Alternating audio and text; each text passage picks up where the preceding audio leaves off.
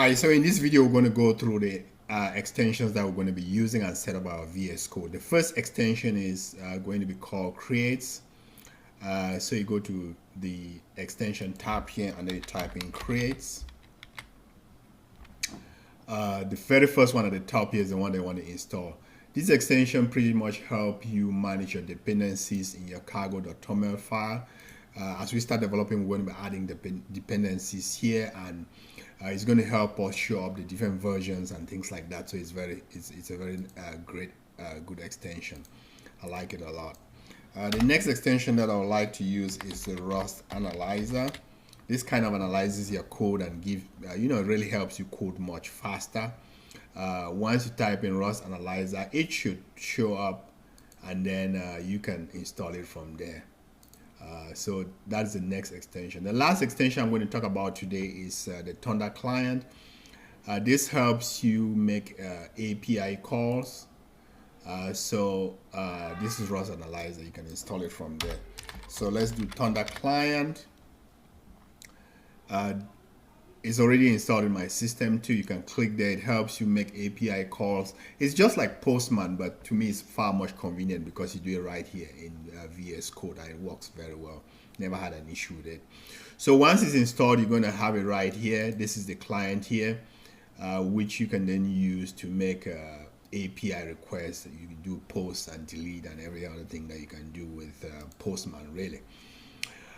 So now let's go ahead and also set up our project such that each time we make changes to any file, let's say we make changes to our VS Code here and save it, it should compile automatically.